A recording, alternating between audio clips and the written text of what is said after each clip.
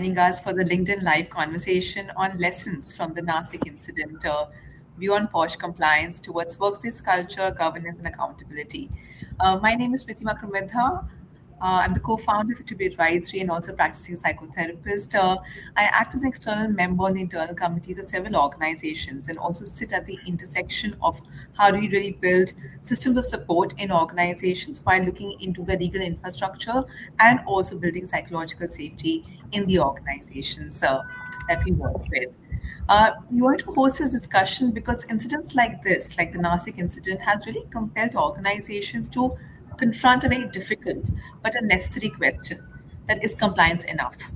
Today most of the organizations that we're familiar are familiar with the visible architecture of the POSH compliances, right? From your policies, constituting the internal committees, having awareness sessions, doing annual statutory reporting as well. But moments like the Nasik incident has reminded us that formal compliance is, while essential, does not automatically create workplace safety. It does not really get employees and individuals to raise a complaint, and something really breaks in the system. A workplace becomes safer not only because it has a policy, but it has to become safer when employees feel safe enough to speak up, when leaders take accountability seriously. And culture does not reward silence. And hierarchy is not what takes precedence over the experience of harassment as well. So now I think it's time for the organizations to really take a pause and examine that firstly, are we being compliant? Are we being compliant only on paper or also in spirit? And are these systems really holding space for all the individuals to speak up, or something is breaking within the system? And I would also like to place here that today's conversation is not about only this one incident. It's about the larger organizational questions that it's for all of us. Where does the gap really lie? Between POSH compliance and actual workplace safety.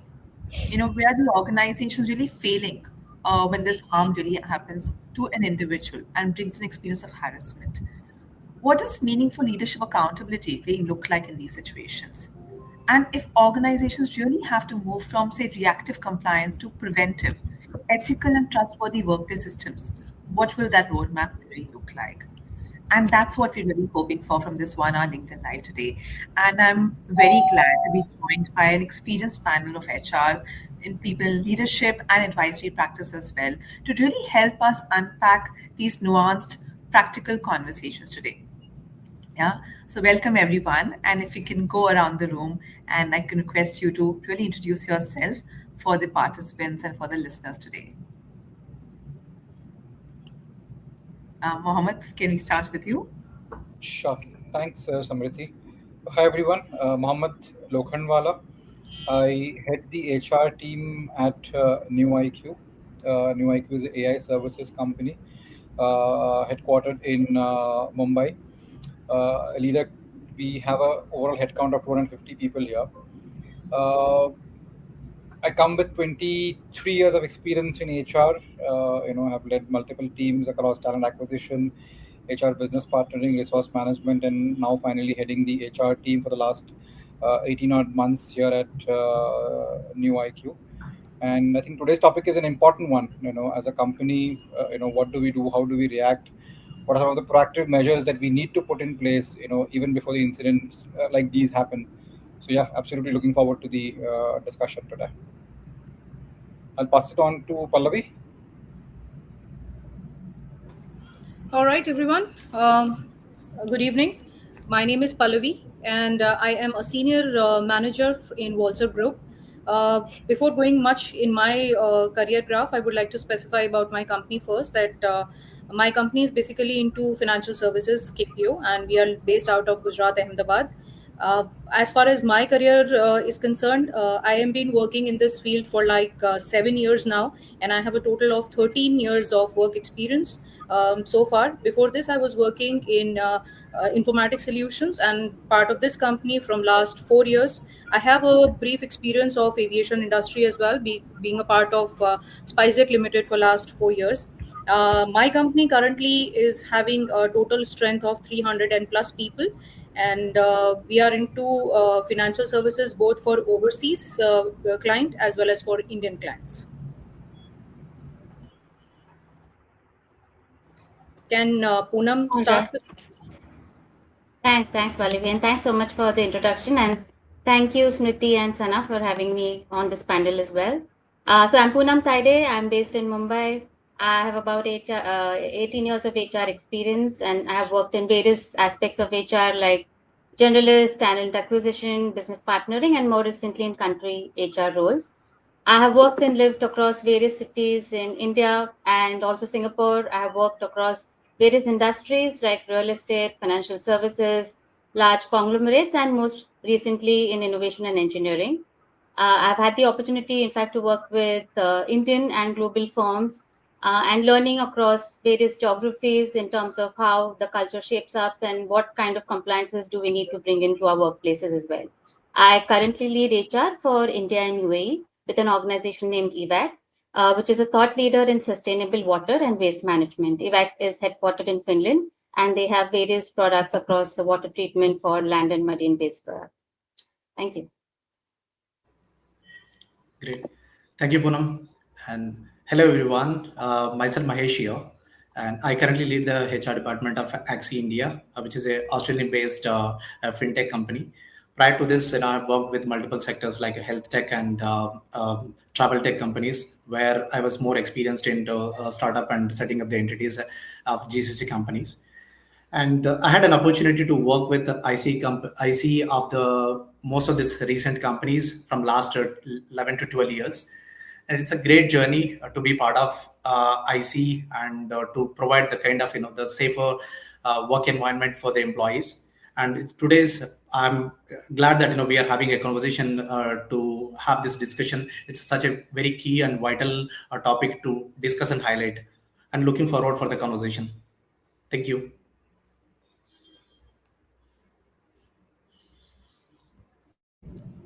Sana, if you could introduce yourself. Sure. Hi, everyone. My name is Advocate Sana. I hope I'm audible for everyone. Yes, you are. Okay. Yes. Okay. So, I'm a litigation lawyer by profession. I'm in my 17th year of practice in family and gender based law. I'm also the co founding partner at Equilibrio Advisory, which is a firm of mental health professionals and lawyers. And we also practice extensively in the space of POSH, where we conduct trainings for various stakeholders and assist in everything and anything that is POSH, really.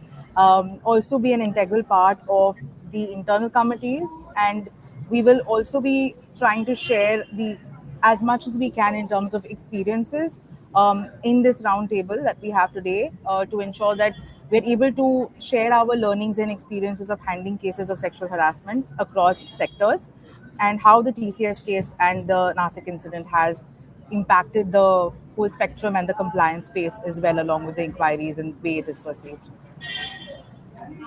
Yeah, over to you, Smriti. Yes, thank you all for giving your background, your context, and introduction as well, and know how deeply you are working with the IC members, either being part of the IC or really facilitating and providing the support to the internal committee members as well, along with really looking at the POSH frameworks in your respective organizations. And I also see that all of you come with extensive experience.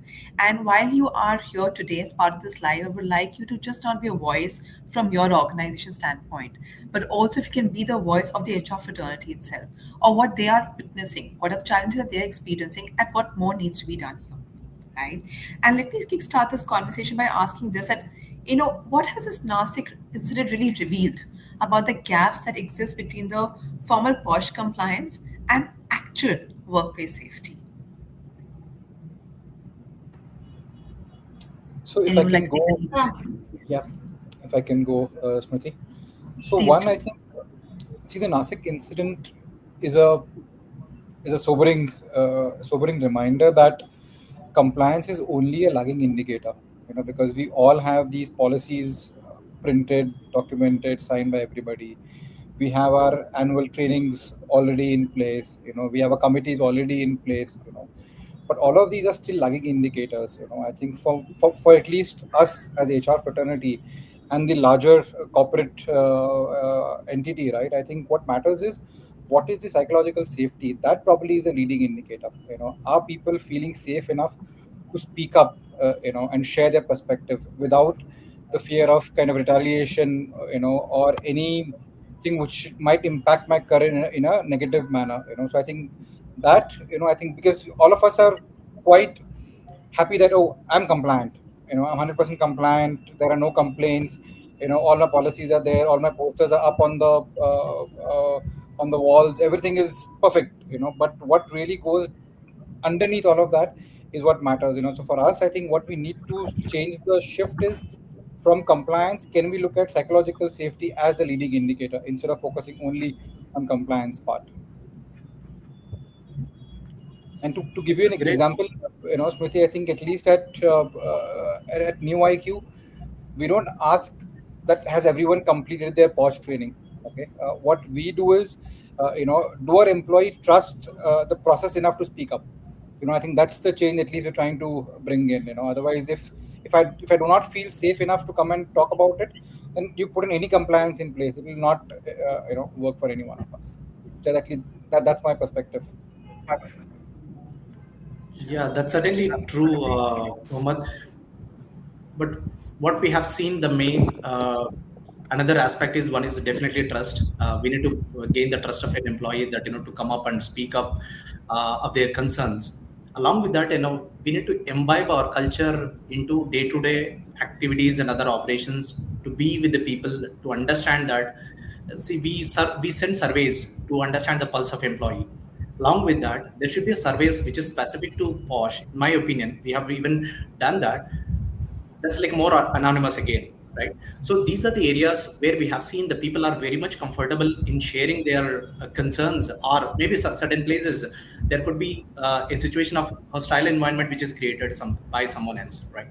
So this is a kind of lightening thing for us to understand from employee, are we providing the safer environment or not? And if there are any red flags, and it's an indicator that let's act upon before it goes to such a worsened situation or something.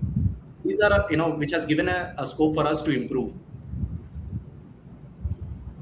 I think my co-panelists have absolutely.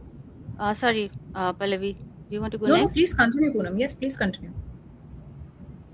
Okay, thank you.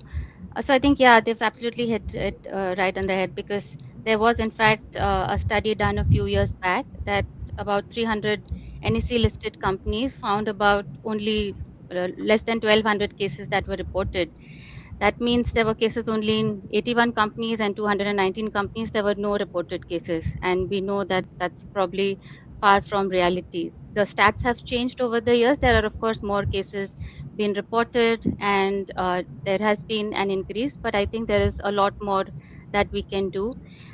Essentially, I think at this stage, POSH is really no longer about just being a leadership issue or a culture issue or a governance issue. It's really a matter of a lot of different pillars that we will be talking about.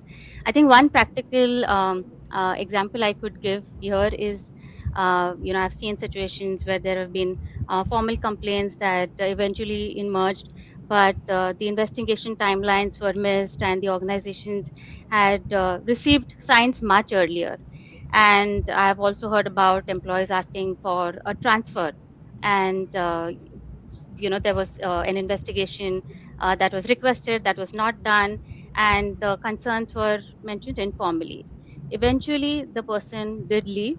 The exit interviews did point in the direction that a POSH case should have been filed, and then the organization took attention. So I think it's really about creating that kind of psychological safety and a cultural net to ensure that people can come forward and talk about their issues.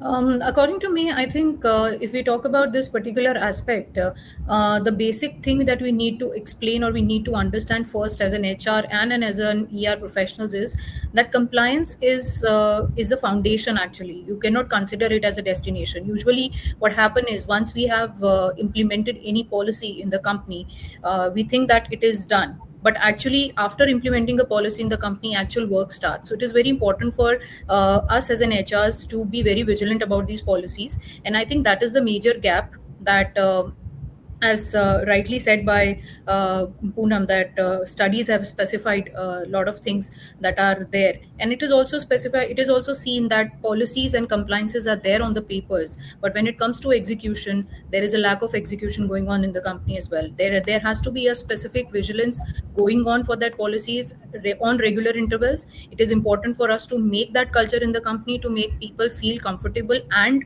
confident enough to speak up. They should be very much into this feeling that whenever they are saying something, as a person, as an employee, we are listening them, they are going to be heard. So that is a sense of security and confidence that is very important for us to deliver in the company to each and every employee, where we think it is lacking. It lacks somewhere down the line, because they might fear it because of retaliation. They might fear that they might be isolated or something like that. So there are a lot of ifs and buts for that. But as far as this particular gap is concerned, I think the bridge that we need to build between this is that we need to make the employees in the company feel safer by making them heard. Give them that confidence to speak up, provide them with that culture of safety, and that is something which is very important to be there and done. I just would like to add one more point here. I mean, as per the recent trends, I'm glad that companies are considering a gender neutral policies. So the POSH is like more evolving. Previously, it was like more of employee safety, right? It's a more employee safety. Now it's like POSH has come into place, but POSH is also more evolving in a way that if it is gender neutral policy, people are considering. But now only thing is how effectively we implement and how best we can give the confidence to the employees. That gives the room for employees to speak up. There are a lot of taboos actually, Mohammed, related to POSH. Whether should we say, we should we should raise our concerns or not, whether we should act the way POSH is asking us to or not. And there are a lot of reasons, that are a lot of things associated negatively with these compliances, and that is where we actually lack. So that's what I said, that only implementing policies in the company is not the task. What is that after implementing the policies, how that is reacting, how that is how the employees are retaliating towards it, or if not, that how they are experiencing towards this policy. Because implementing a policy is a different thing, but experience of the employee should be always taken into consideration for further amendments in these policies and compliances. Yeah, so if I may just come in, I also feel that a lot of times, since the question was about the Nashik incident, right? Rightly, wrongly, the direct blame was actually on the HR folks within the organization. HR folks suddenly came in the spotlight, whereas and in a way, the onus completely fell on the HR folks. And then there was like a whole conversation about what is happening with the compliances.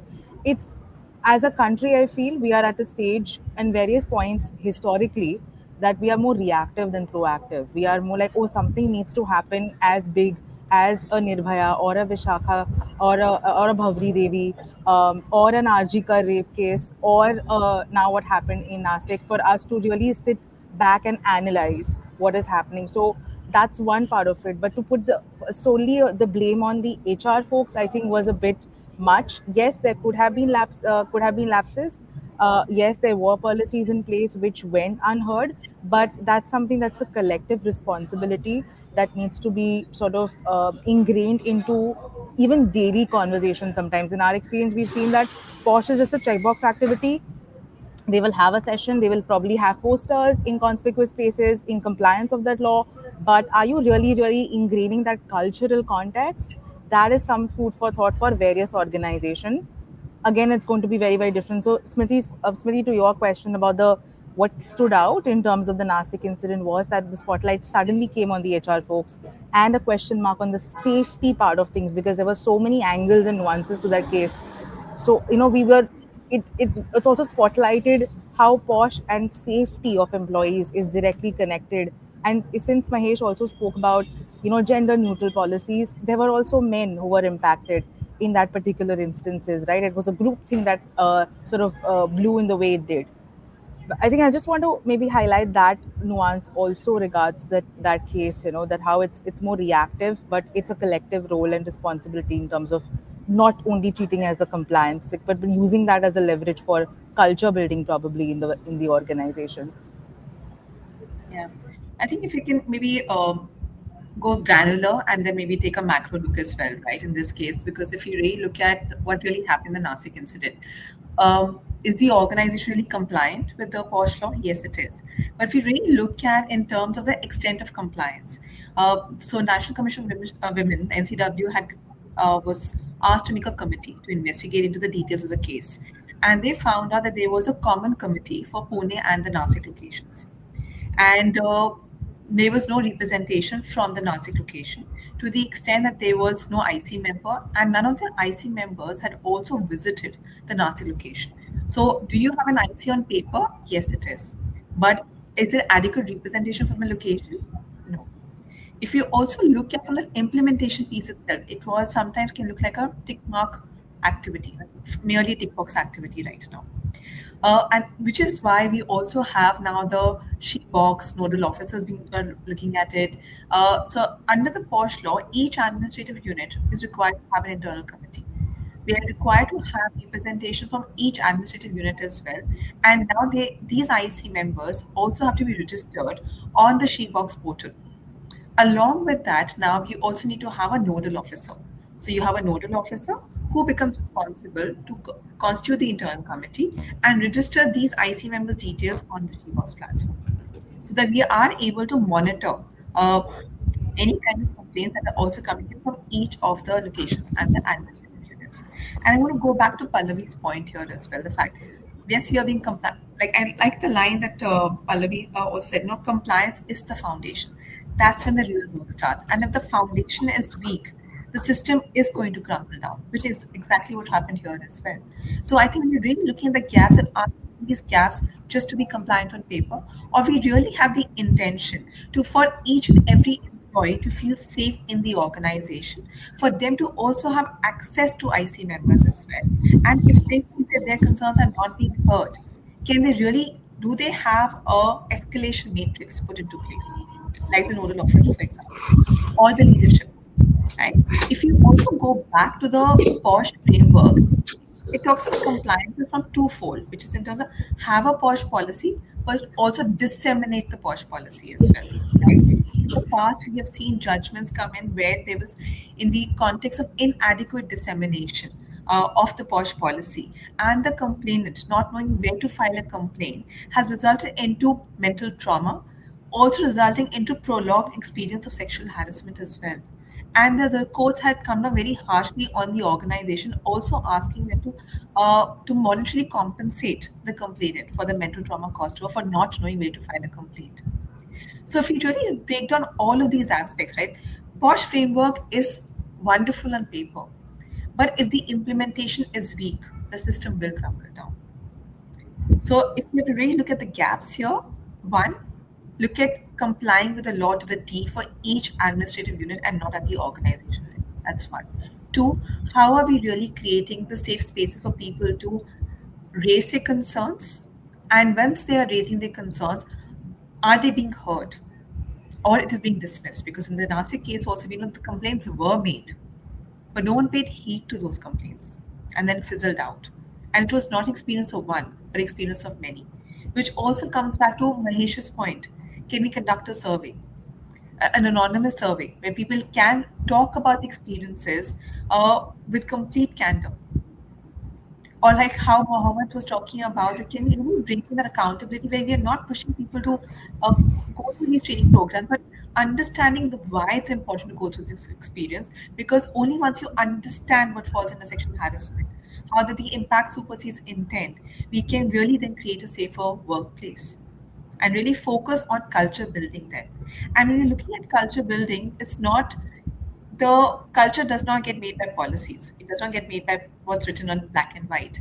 It gets made by how people are responding when transgression of boundaries take place.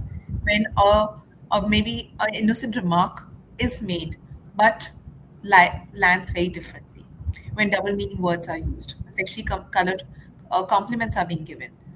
Uh, how are then leaders responding to that? How are bystanders responding to that? And then how does it really instill confidence in each and every employee that if I raise a concern tomorrow against a senior person as well, will I be heard? Will I be dismissed? Or there will be retaliation? So I think when you're really looking at these questions right now, we have to look at the how organizations are really failing at these gray spaces right now. Not in policy, not on paper. Yes, they are in those cases also, but looking at more of the softer aspects of it. That when there is harm taking place, when transgression boundaries are really taking place for an individual, where are organizations really failing to provide that support? I And I would would like like to to add one point for Smriti when she said about this. It is on paper, policies are on paper. That's fine, but they should actually be implemented with utmost, sincerity. In addition to that, I would like to say that when it comes to workplace crisis like what Nasik incident happened, so I would like to say they are not silent killers. It is like they give their warnings, they give their signs. So it is very important for us as a leaders, for us as an HRs, to identify and being vigilant throughout our journey, throughout our work, because that is something which doesn't happen. If I talk about this incident that we are having a discussion on, this is something that didn't happen overnight. If we go through the detailings of the incident, we'll come to know that it was something that was prevailing from a very long time. So the HRs, I don't know how much of them were in fault and were not in fault, but that is something which I would like to say again, that these things are not considered as a silent killers. They do come with the warnings. It is only up to us that whether we are able to sense, like that is the very famous very famous quote that wake up and smell the coffee. So it is similar like that. We should be very much vigilant about these aspects, because this is something if we are looking forward to very seriously, things might get controlled there and then. As soon as we sense some sort of a risk, we can take immediate actions. But the only concern, the only thing is, once and for all, it is very important for us that if we have implemented any policy or compliance in the company, a continuous vigilance and a continuous overlook to that policy is really important. And Pali, that's such an important point that you made here, and I would like to actually take a pause on this point itself and really everyone. What are the early warning signs that we are able to recognize, we can nip it in the bud, right? Or provide adequate redressal and timely redressal as well. So if you can maybe just spend some time identifying those early warning signs. I think some of the things, sorry, firstly, my apologies. Something was wrong with my Wi-Fi, so please excuse me if some of the points are repeated. But I think some of the things that uh, I can remember from experience is really, uh, talk on the floor, right? Like, oh, we shouldn't really talk like this, otherwise it will become a posh case, or things like what we are seeing in this case. There was like casual talk and like misogynistic comments as well, and really non-inclusive behavior. This could be in any form. This could be in informal discussions at an office party or an official meal, but these really need to be addressed right away. These early signs could actually also indicate that, oh, it's okay for managers and leadership to say these things, and that's the message that goes across the floor as well. I think the other important thing I would say from an early sign detection is, are the employees really feeling comfortable coming to work every day, given that we are also working remotely now? Is there something that some employee is not mentioning, not really raising their voice during meetings, or keeping quiet in front of certain senior leaders as well? The other aspect I would say in terms of early sign detection is asking for frequent excuses or transfers as well. I have seen, I've heard about this experience where this person was facing retaliation and did not really speak up and wanted to ask for transfers. Eventually, the person uh, did not get transferred, but the complainant, I mean, there was no posh case, unfortunately, but the complainant did get transferred to another location, but the aggrieved person was not really satisfied with the outcome. So I would say that these would be some early signs that really need to be tackled, whether it's by HR or by managers or by leadership, and really building that kind of awareness that these kind of loose talks are not okay and not acceptable as well. Really talking about the zero tolerance there. And if I may add on that, Poonam, See, I think usually we have seen that, we say that POSH is responsibility of HR or the internal committee, right? The IC. I think POSH should be an issue and something which has to be led by everybody, not just the HR or an IC, right?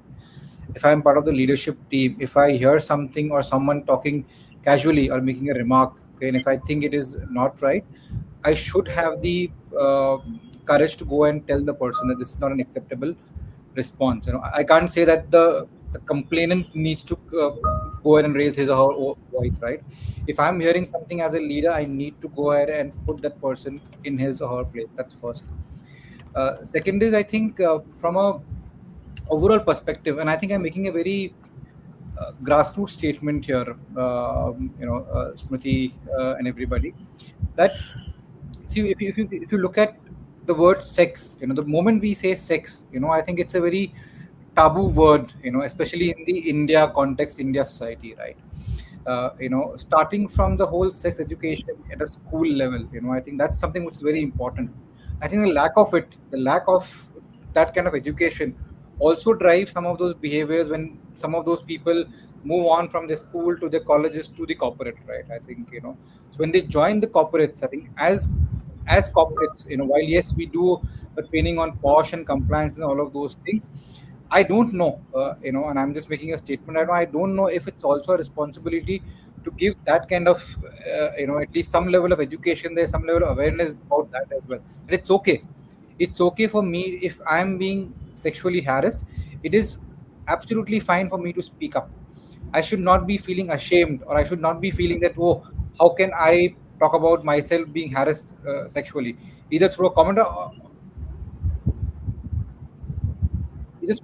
whatever it is. But at least I should not be feeling ashamed of myself, is what I'm trying to say. The openness for me to speak up should be there at every level, is what I'm trying to say, Smriti and Deep. Yeah. And I think that's a very important point, Mohammed, and that's often something we cover in our training programs also. Anything that starts with SEX is a big taboo stigma, right? From your, the sexuality, sex education, sexual harassment, anything. It brings almost like the word itself brings a bit of sense of shame. And now, if someone is also first experiencing it and then to talk about it, they may not even have the vocabulary as well because they've never been taught in their growing up years how do I talk about someone touched me inappropriately. And in this culture of victim shaming as well, honestly, that did I do something wrong? Did I lead the other person on as well? Because that has been a social narrative which has been internalized from a very young age. Also, on the other hand, when you talk about voicing your opinions or expressing dissent, right, especially when you're looking at from a binary gender perspective, as young girls and boys, you're always taught that always respect people who are in a position of authority, holding high up. If you are questioning them, then you're being a rebel. You're not being a good child as well. And that's the narrative that has been so deeply internalized. And now suddenly when you come into corporate work, they say that, you need to express dissent. You need to voice your opinion, you need to speak up, that too against people who are holding position of authority, which has never been part of the social conditioning. So what you're really talking about, Mohammed, is very, very important that when we're looking at training programs or awareness sessions on sexual harassment, it has to go beyond just the definition of sexual harassment. It really has to hold space for those social narratives that has been deeply internalized by all of us as part of our conditioning. And only then a shift can take place. And also then how are organizations really building that culture of dissent, building a culture of psychological safety that if something does not fit right, does not feel okay, it's perfectly okay to speak up. And I would like to add there, Smriti, to your point, that POSH and awareness trainings are the only not thing that we should be working on. It is an ongoing process. We should not wait for awareness trainings to be held or awareness trainings to be organized and then only things to be done. It is an ongoing process and has to be in discussion with the people of the company every now and then. Okay, I fully agree with what Mohammed said about the current lot of the people that are joining us, which we usually called as Gen Zs.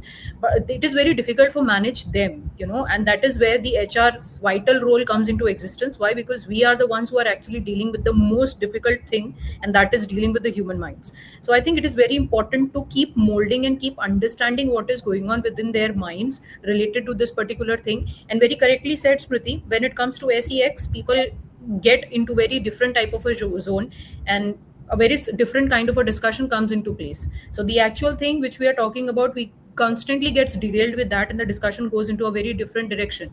So it is very important, according to me, that at the end of the year, in once in a year, we are going through the awareness trainings related to POSH, right? And we are putting all those posters also in our offices to make others realize that POSH is something that is implemented in our company. But I think that is not enough.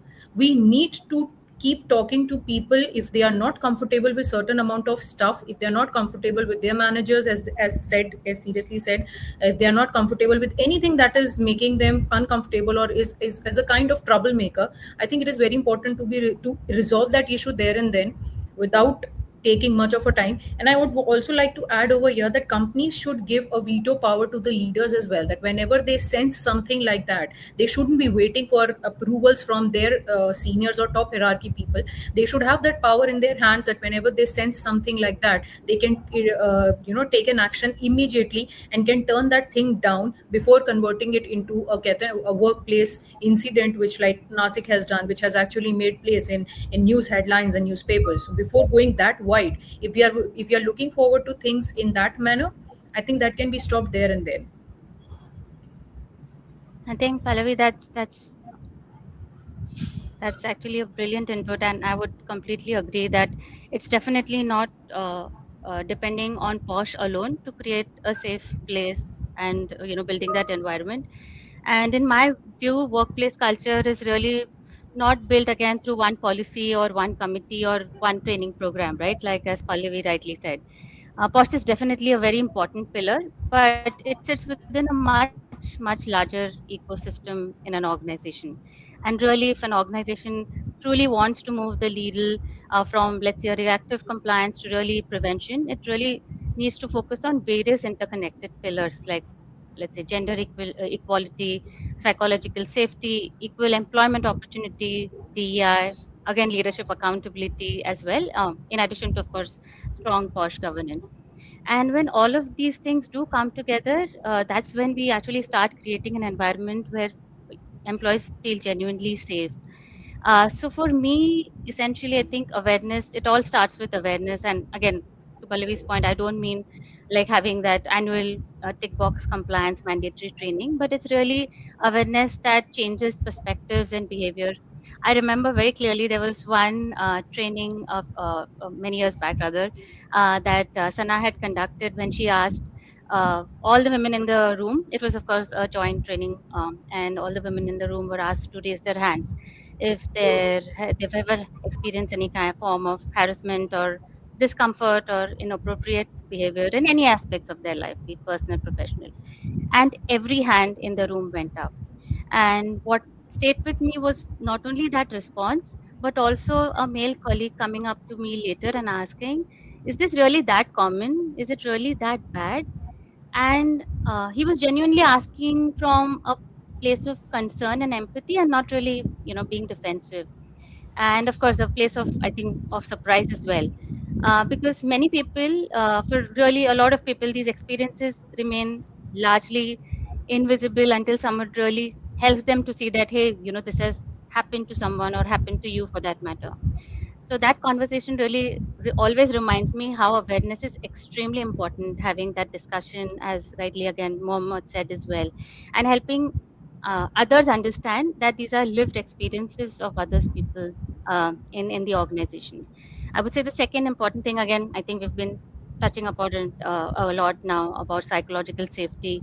Many cases, like we discussed, don't really begin as POSH complaints. These could be discomfort, confusion, an inappropriate discussion with a manager, again, transfer request, like I mentioned. So are we really addressing that at all of different levels across the organization? Leadership accountability becomes very important. employees really don't uh, follow or judge the culture by reading these policies, right? They are watching their leaders. And if leaders take these concerns seriously, then employees do notice. If leaders don't take this concern seriously or dismiss, then employees, of course, notice that too. So it's really about, having leaders speak openly about workplace respect, inclusion, dignity. And that's when actually employees sit up and listen. And inclusion and belonging, again, I would say in various aspects, given how diverse this particular case is as well. So while of course POSH is, I think, one of the outcomes, there are various diversity aspects, right? I would like to share one of my previous experience again that really shaped my thinking. It was around the work that we did for the LGBTQ plus community inclusion, and the organization today is seen as far more inclusive than it was years ago. But that change didn't really happen overnight. We launched a policy. I don't know how many people actually read it, but it was all about allyship programs and visibility and conversations and awareness, and really leading the change from the top. It was actually mindset change, and it took a few years. And lastly, I would say, all of these building blocks would result in building a trust in the system, right? That there is, like, let's say, like an EAP for people to be heard. There is a whistleblowing helpline or anonymous helpline as well, ensuring that all confidentiality is maintained and retaliation is really not tolerated, and really kind of reinforcing in all ways that our policy and approach is zero tolerance.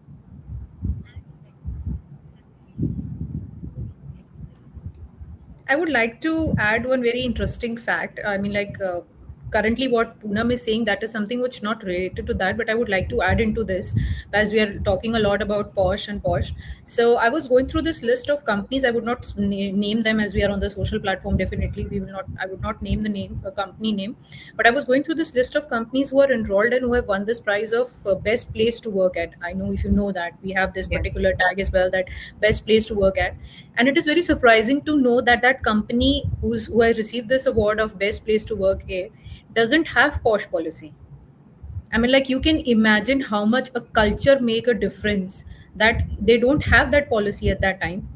Though they have now done that, but they were not having that policy at that time. Still, people were feeling so safe, so secure working in the environment, that they actually won that award. There are a lot of parameters to get this that tag for yourself, that the best place to work at.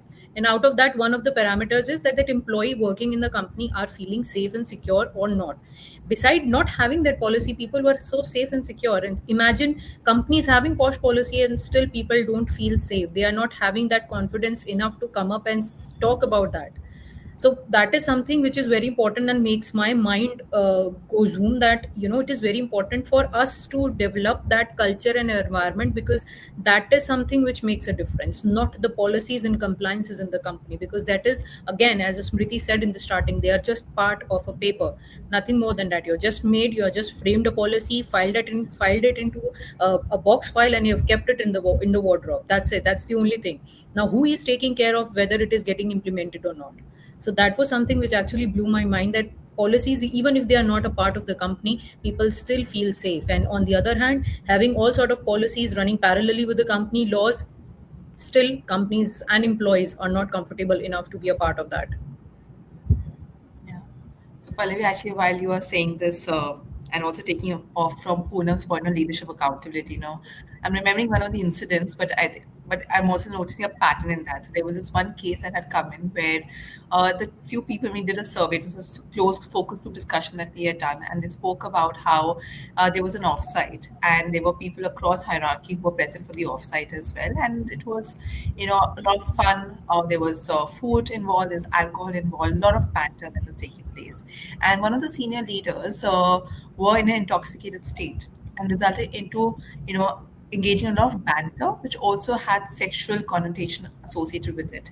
And it also went a little offhand, to the extent that it brought in a lot of discomfort for a lot of people in the team who were witnessing that banter, that conversation that the senior leader was engaging in. And it went on to the fact that not only women, but only men, also men, was experiencing a lot of discomfort. But no one spoke anything. In fact, there was another senior leader who was senior to this concerned person as well, present at the offside. and they did not say anything. They would say, oh, that's how they normally talk, they don't really mean it. And they normalized that entire behavior. And now, even though there was so much of discomfort sitting in the room, no one raised a complaint. And then when we asked them why didn't you really raise a complaint, they said that there was senior most people present in the room. They did not ask a person to just excuse themselves that maybe you should take a break right now, do not engage in this behavior. No one said anything. So while they are witnessing the behavior firsthand and not taking an action, what will us raising a complaint really do? And this is not one isolated incident. I mean, these kind of examples have come again and again in our experience as external members. And I think that's where the systems really fail. Whether we have a POSH policy, we have an internal committee, but people feel that the leadership or people who have a voice in the system are not using that voice, not recruiting that voice to address these transgressions. And as a result, complaints are not raised. So, which is why we talk about leadership accountability as well, and also not only in terms of talking about it, but also modeling the appropriate behavior becomes very, very important as part of the conversation.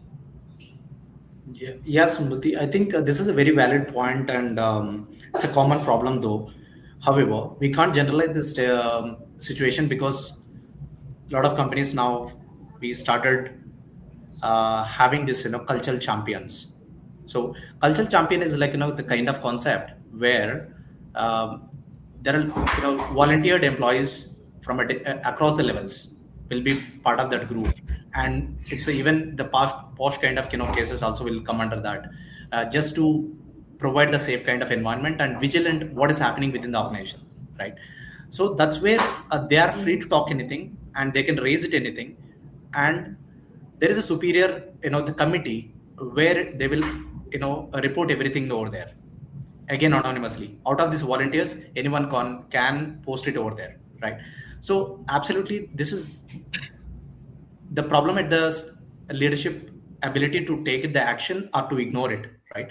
That's where the main challenge is coming. However, there are certain companies where board of directors will be forming irrespective of the senior leadership levels, and these complaints will go to the next level or till the founders, right? With this collective approach of this, the culture champions, the issues are minimized and people have the liberty. Yes, we have a guardrails which is standing besides us. When you're seeing a badge where a person is wearing and standing besides you, you feel more comfortable. It's like you're escorting your employees. This is what the culture in one of the organizations which I have seen. I think that gives much more comfort for the employees.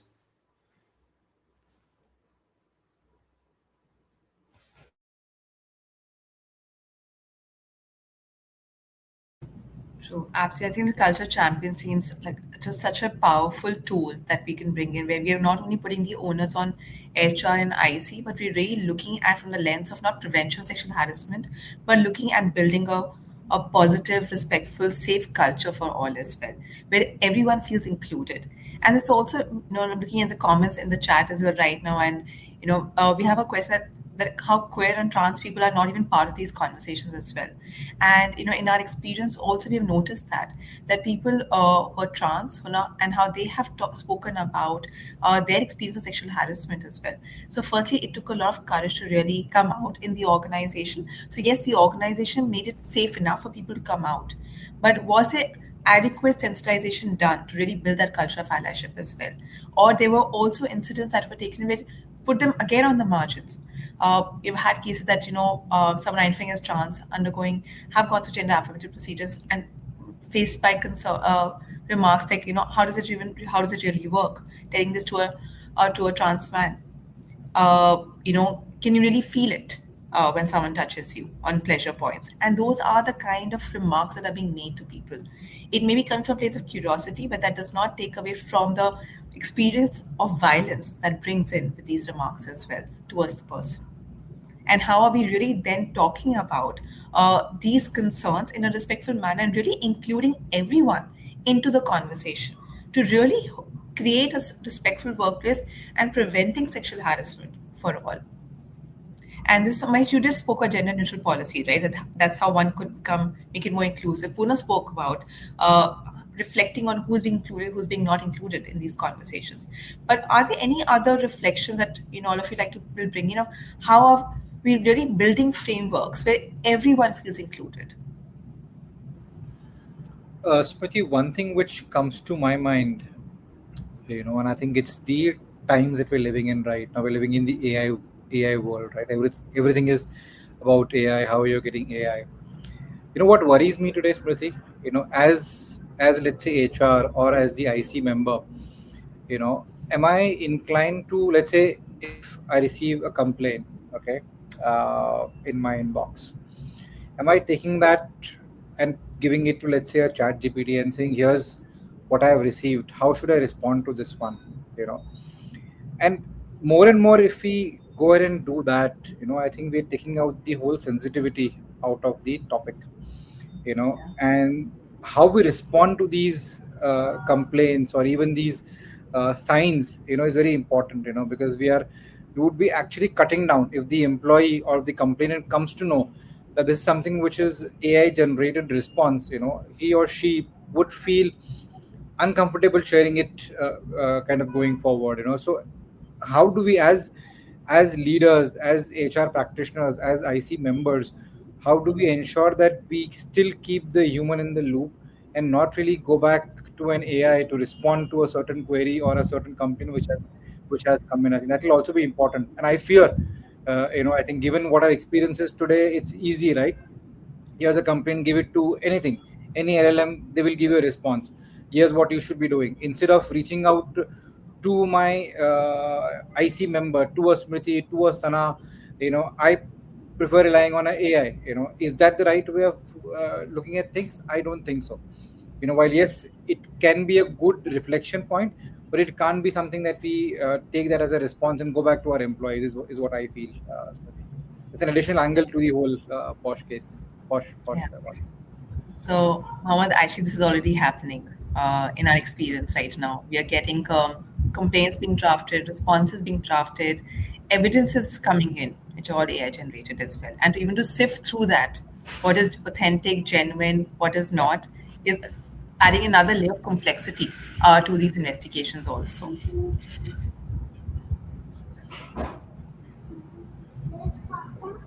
So these responses are coming from IC members. I mean, are they are doing this, that they are searching on AIs and then they are drafting that and reverting to the people? Is that happening with the IC No, members?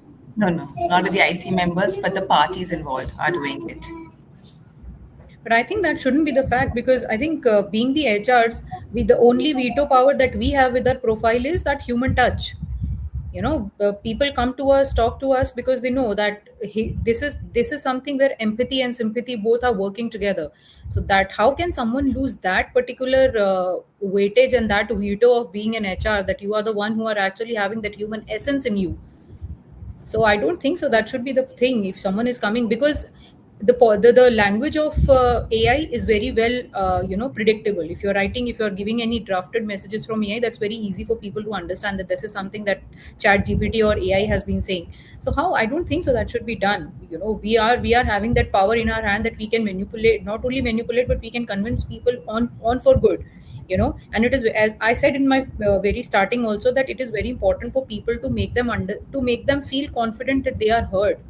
When they come to your cabin, when you're sitting in front of you with their problems, it is very very important for us to make them realize, to make them understand that you are heard, and not only heard, but we will definitely going to take some sort of actions against whatever problem you're going through. So I think AI and drafting mails, and I mean, like, drafting rewards for these type of very very critical cases, I think that shouldn't be the point, shouldn't be the one. Yeah. And I think it's such an important point that you raised, Pallavi, right now, that people do not have that faith and the confidence that they will be heard. And they need to have something which is sounding very legally jargonish, something which is just going to make the IC members hear them and believe them as well. And I think that's why the important work is the fact that how each one feels that they will be heard, they will be believed, and a fair opportunity will be given to each person involved in the process. It becomes a very, very important and integral part of the work that we're doing of building these safer systems. Yeah, I think to add to that, I think that's the whole reason also why we have an external member, because a lot of bias could set in, a lot of fear of retaliation as well. And having the access to an external member, letting the employees know that they don't need to route it through the presiding officer or the IC, and they can reach out to an external member directly, would be very important as well.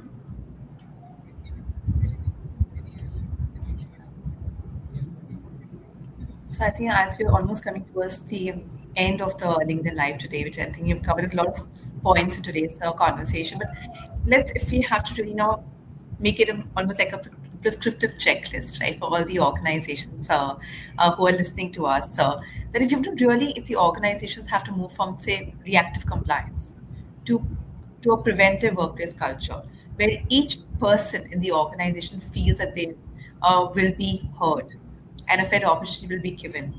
What are going to be the key building blocks that the organization need to put in place, where the onus lies on the organization, the system, and not on the employees? What will those building blocks look like?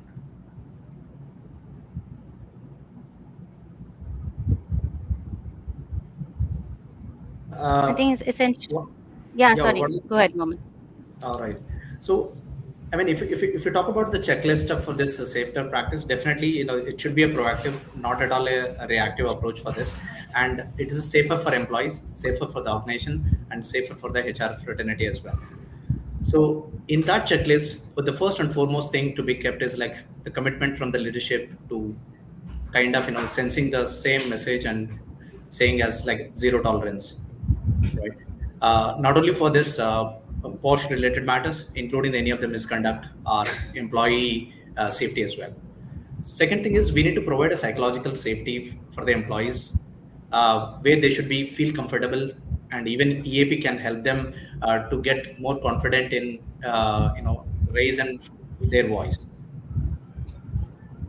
Third, I think irrespective of the number of awareness sessions, we should be continuously doing it. It is required because people given like today annually one training, two training, it's a virtual training.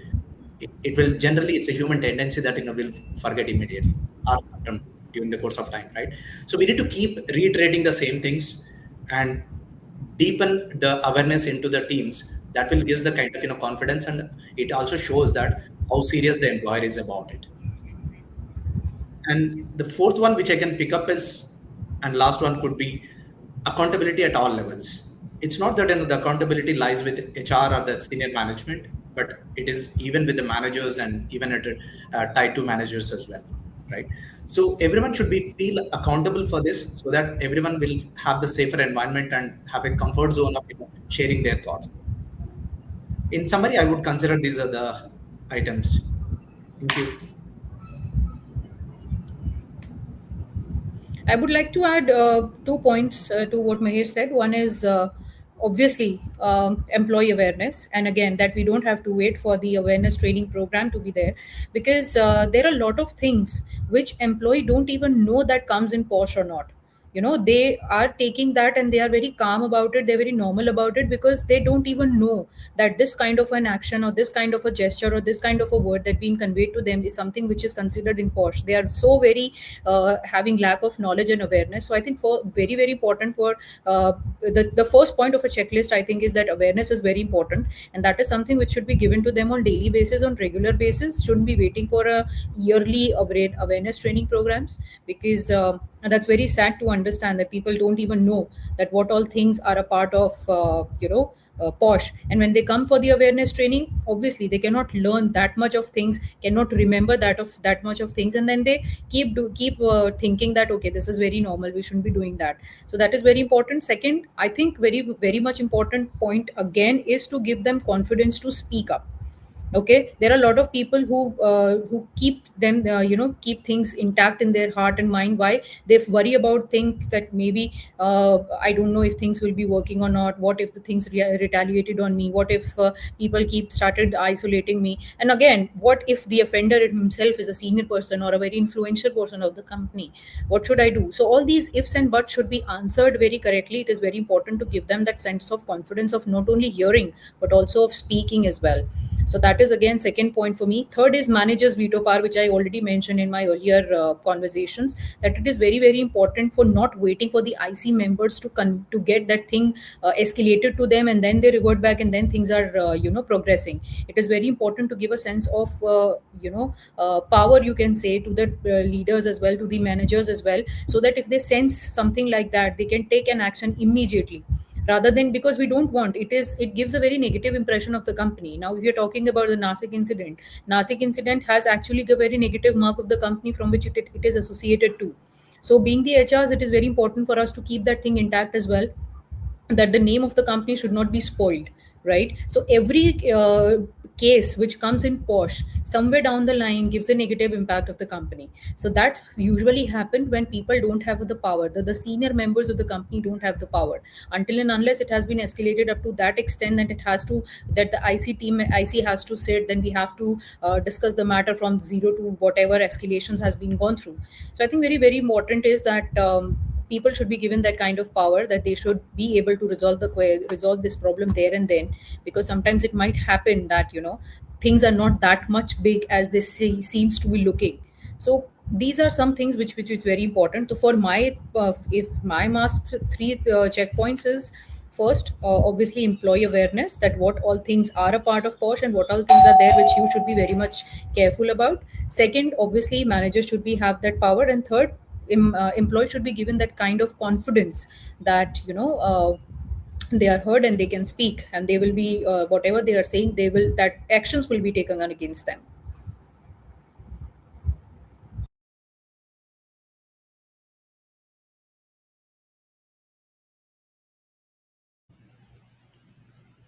Ahmed, would you like to go next?